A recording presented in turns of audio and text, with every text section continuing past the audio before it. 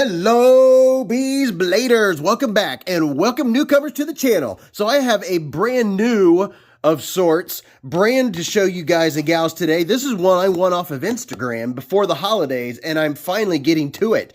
It's been a crazy holiday season and now we're getting into the new groove of 2022. So I'm going to check out this CMB made knives. I won this on Instagram from Tiguass and I'm going to totally mess up this last name. Onishikin, but I won this on Instagram and there were some shipping problems. It took a while, but I finally got it. And then holidays happened and now I'm going to show you guys and gals. I did take it out when I got it and I don't remember exactly what it looked like. I didn't mess with it. I just opened the package to check it out. So this is kind of a second unboxing, but really a first one. So here we go. It comes with a nice CMB made knives. Now, the only thing I've heard about CMB made knives, they made the Jerry Jelly Prowler, and that's like a high-end knife. This is more of a budget knife. Has a really nice nice case, and it comes with a very nice cloth too. I like it when they come with these nice soft cloths. You can see there. There you go. There you go. Very nice. So here is the Kisame. That's my best guess of how to say it. Kisame. So that's pretty cool looking. Ooh, I'm liking that. Look at that. It's got a little horn going on there. And of course, if you can tell, my voice is still a little messed up. Still getting over a cold. But I'll be all right. Don't you worry about me. Giving you a look all the way around it. A little bit of texture vision. As far as texture, it does have some texture. It's a little slicker, a little smoother than it looks. But it's not bad. Not at all. I mean, it definitely grips the fingers. There's your blade. Now look at that. How's that for a harpoon? Ooh, mama. Would you look at it? Just look at it. So this is very different. I don't know anything about this company, but I am checking this out right along with you guys and gals. What do we have here? We have it's a kind of a deep carry. You're still going to have some showing, and I'll show you what it looks like in and out of the pocket. The pocket clip is inset though, so it's going to be easy in and out of the pocket. I can already tell. It is right side tip up only carry, so sorry, no lefty love. But this you can get, I looked online and you can get it from anywhere from around 50 to 62, 65-ish. I know White Mountain Knives has it. And I have 10% off White Mountain Knives. So I'll put a few links down where you can get this knife and go check it out if you want to go check it out. But let's go through the specs real fast, and we'll do it in 60 seconds. All right, I got your measurements. The only thing I didn't do was weigh it, and I'm going to guess, I'm going to go with 2 1/4.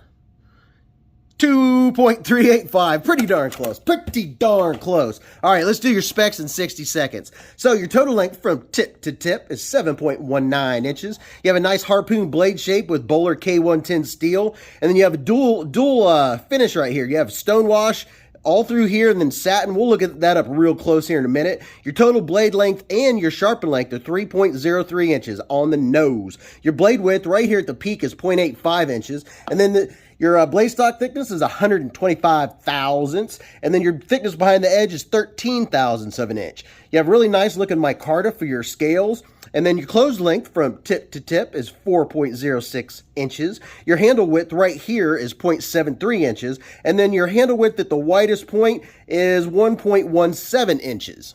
Your handle thickness is 0.47 from here to here, and your primary opener is front flipper, and again, the designer is Tiguass. I'm going to leave it at that. Your model number is CMB-03, and this was made in China. We'll take a closer look up here and go all the way down so you can get a really good look. Now, I tell you what, that is a very nice looking finish. Would you look at it? That is pretty sweet. And I kind of like the dual finish that's going on here, and I do like a harpoon blade shape. Always could use some more harpoon blade in my life, and there's your CMB, I can't even read it, it's so small for me, CMB knives. And there's a look at your micarta. We'll go all the way down. I know you've already seen it once. And then there's your lanyard hole. And going down the other side, it doesn't have a whole lot of branding going on. And I believe this is going to be the maker's mark for Tiguass, which is very nice, very nice. And you can see there, K110, which is arguably about the same as D2 tool steel. And there is your pocket clip. Not too bad. Let's see how sharp it is. Let's see if it cuts some paper. Oh yeah, not too bad. Not too shabby. Yeah, pretty clean, pretty clean. It's a little grabby. I'd say it could use a little bit stroppy strop, but let's check out the fit. So we're definitely nice and solid. Not feeling any blade play or lock rock, no bouncy or anything crazy going on there. What do we have here? We have not a whole lot of a sharpening choil. Looks like your plunge grind ends right about right there. So you're not going to have a whole lot of sharpening before you hit the plunge grind. And then how about our lockup? Lockup, it's, I don't know, about 40%. So pretty good lockup going on right there. But it feels pretty good. The finish is nice and clean on it. I don't have anything to complain of as far as that. Your pocket clip, I'm going to see what it looks like in my pocket while you're seeing a clip of me putting in and out of a pair of jeans. Oh yeah, it's definitely easy, nice and easy in and out of the pocket. So let's do some quick size comparisons. So for your thickness, I'm going to go ahead and show you up against the QSP Penguin. So it's a little bit less than the Penguin, not a whole lot, but about the ballpark of the QSP Penguin. I'm going to put another one up here. We'll show the Spyderco Delica, Delica 4. And I don't know why we're not wanting to cooperate with the whole. There we go. There we go. So, all right. So I'm going to lay some out here just to give you a really good idea of the width and the height and the length, and I can't talk. I'm sorry, guys and gals. I just sound so funny. I'm rattling inside my head. I'm congested and all that fun stuff right now. So there is the Spyderco PM3 and the Spyderco Paramilitary. So that gives you any indication this is a small knife. Here's a couple more for you. Here is the Kizer Feist. So now we're more in the territory. The Feist is smaller. And then here is the Spyderco Delica 4. So now you can see we're getting closer. We're getting there. We're getting there. Here is the ever so loved QSP Penguin. And then the CRKT Pilar 3, or Pilar 3, however you want to say it. So you can see this is not a big knife. It has a smaller handle. It does have, it has 3 inches of blade. It has plenty of cutting surface for you. So no complaints there. And then I'll put 2 more up here. Here's the Ferrum Forge Stinger. And then the Ruike P801. I am so surprised how many people have and love this knife. And by the way, all these knives that you've seen here, they're all up on my channel. I have a video on all of them. So if you want to check them out, you can go look up the videos. And now for some fun stuff. Let's check out the fidget factor and the ergos and all that fun stuff. And before that, real quick, if you haven't subscribed to Beez Blades, subscribe now because you don't want to miss what's coming up. And also, Friday nights, Beez Blades live at the Hive. Oh, right. That is a party every Friday night at 8:15 to 11:15 p.m. Eastern Standard Time. You do not want to miss it. And if you don't want to say anything, come check it out. Look at what's going on in the chat, and you'll be like, holy cow, these people are freaking awesome. You're going to love the community. All right, so how about it? Front flip, a little slow, a little slow. Let me try that again. It's not super snappy. I don't know, I would say it's a little slow. Can I do the over the front? Oh, yeah, actually, it's quite easy. Usually I have to really concentrate to do that one right there. So that one's not too bad. And can I? Ha! There's a reverse flick. How about that? So this leads me to detent. So the detent is not the strongest, but you can't have a super strong detent when you have a front flipper. So that's something to keep in mind. And then how about my favorite? Oh, look at there. So knowing that it has a slow detent or a weaker detent, it's not popping out. So a quick example, like here's the Kizer Feist. You can see how that snaps out and it has a detent. Well, I can't show you the detent, but it pops down in there. This one, I am having a little bit of issue with the detent. I really have to give it to it. And how about left-handed? Can I roll it out left-handed? Yes. And let's go over ergos. My right hand is 4 inches from here to here, 3.5 from here to here, and from here to here is 7.25. So let's see what it looks like in my hand. All right, so giving it the old squeeze-a-rooski, I'm definitely feeling the pocket clip going on in the back of my hand. And you can see right here how it's sticking up, this edge right there. That's where I'm feeling it. I mean, it's not the worst, but it's definitely something I'm noticing. Now, how about, now cutting like this, man, your thumb just falls right into place. So that is really comfortable. So pushing down, I'm feeling this right here. And you guys, if you're part of the crew and you already know, this is one of my little nitpicks is the inside of the G10 right here. If they would just chamfer it just a little bit. Hear that? So, I mean, that's just a nitpick, but something I always notice. I feel that right there in the meat of my finger. But that's pretty comfortable. It's going to be really good for doing utility cuts. Now, on utility cut, my finger's kind of resting on top up here. Now, if I back up just a little bit, now that locks my hand into place. Okay, so there we go. That's how I would do utility cut. That's pretty comfortable. And see how this bends down? It kind of is really ergonomic as far as that's concerned. Overall, I would say the pocket clip's a little kind of in my way. I think it's because you have a little bit of less width, less thickness. I can't talk. That pocket clip is just kind of proud.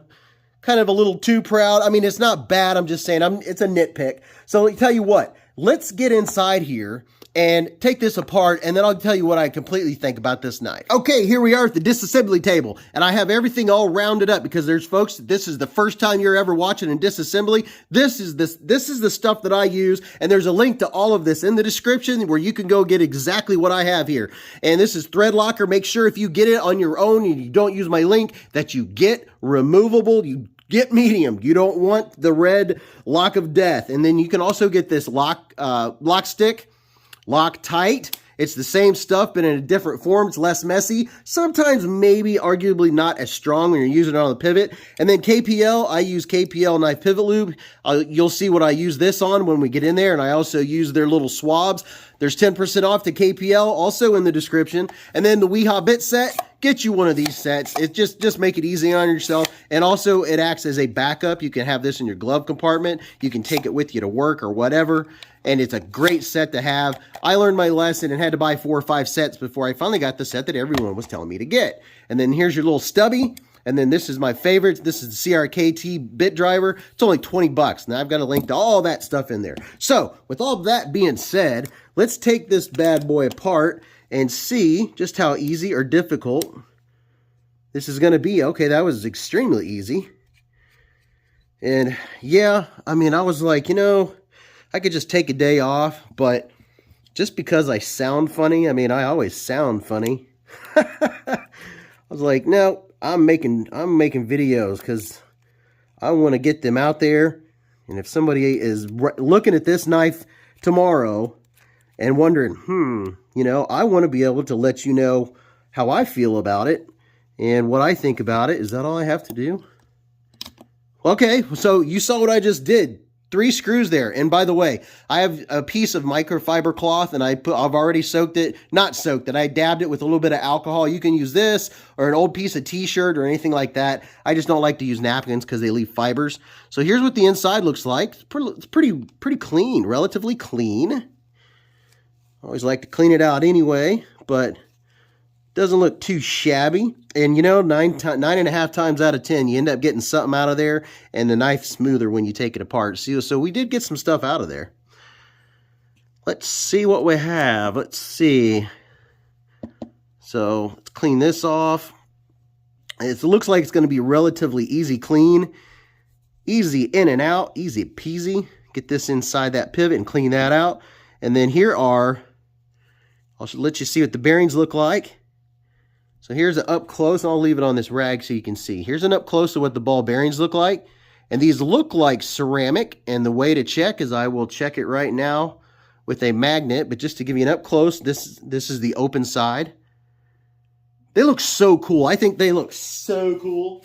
But I'm going to check and see if we're steel or, oh yeah, we are definitely ceramic ball bearings. It's not having any reaction to that magnet, so that's very nice, very, very nice. But I'm going to clean them out. And you know, the inside of this knife's really clean. It's very clean. This is going to be nice and simple and quick and easy.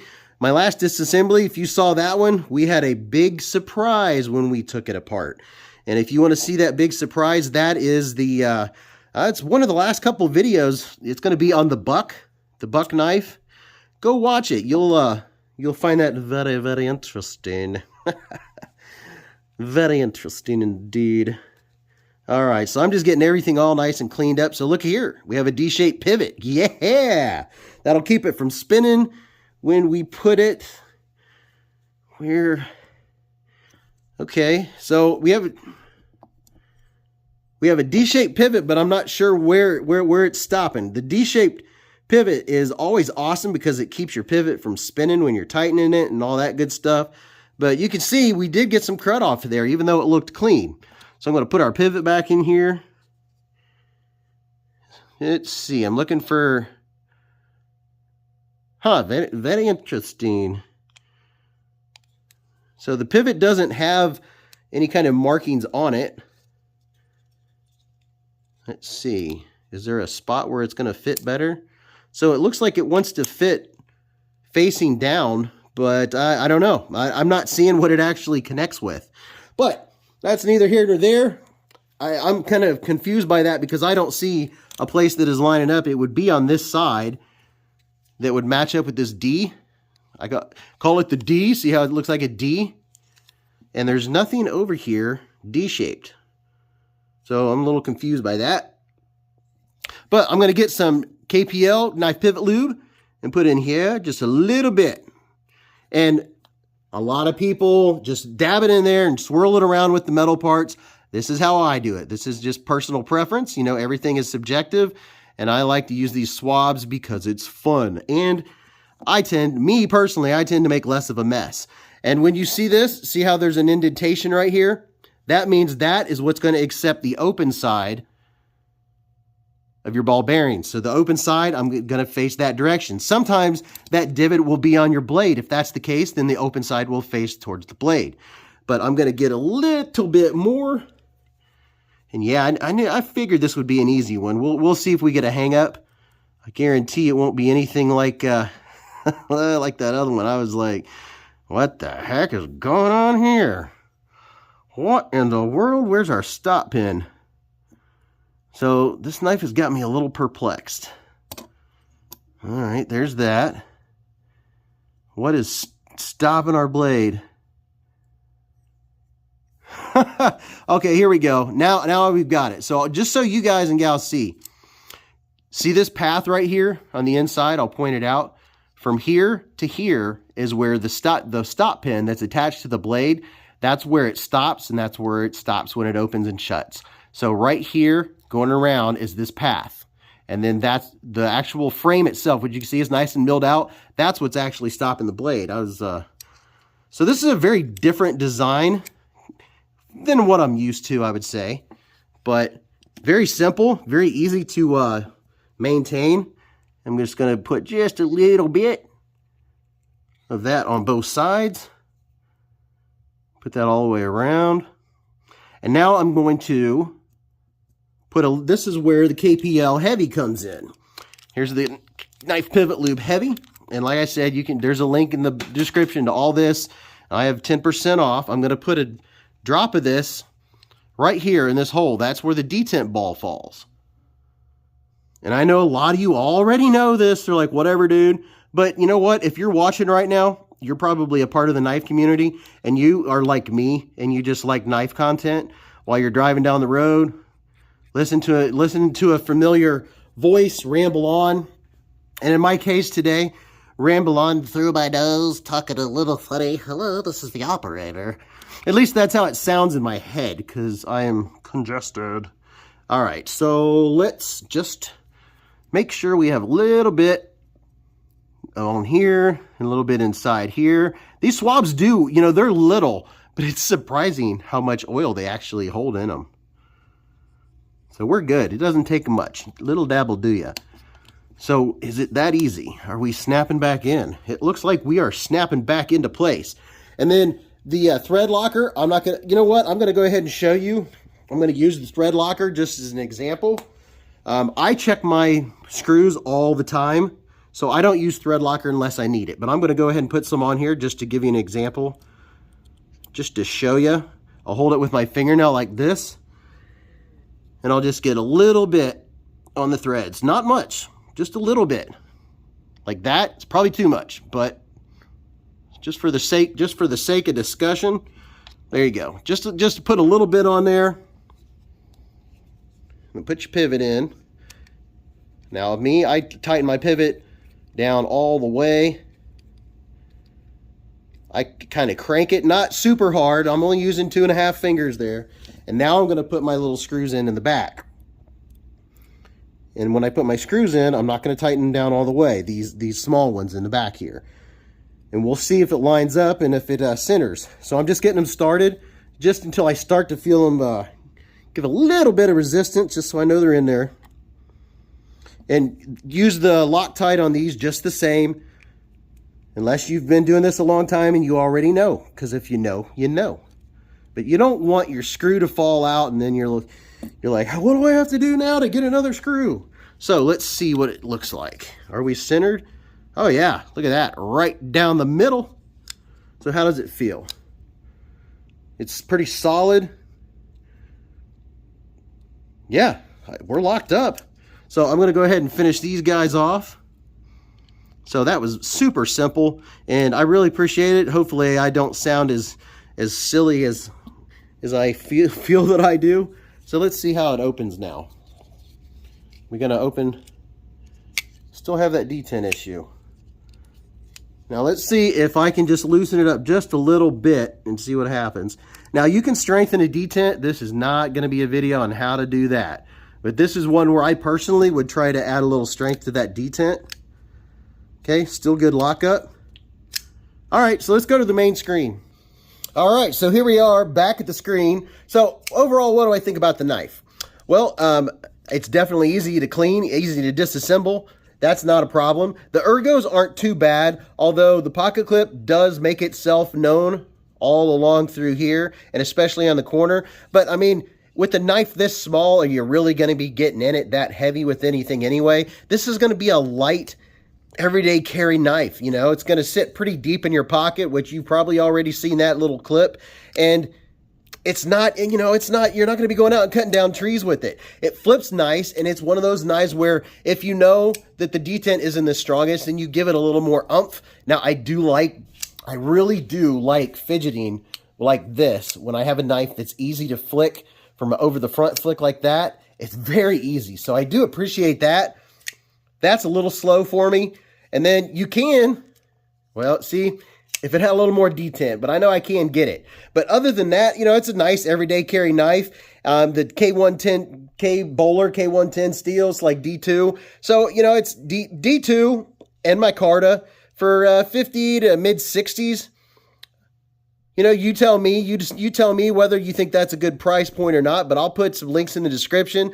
But that's pretty much overall. It's just, you know, it's a good everyday carry size knife.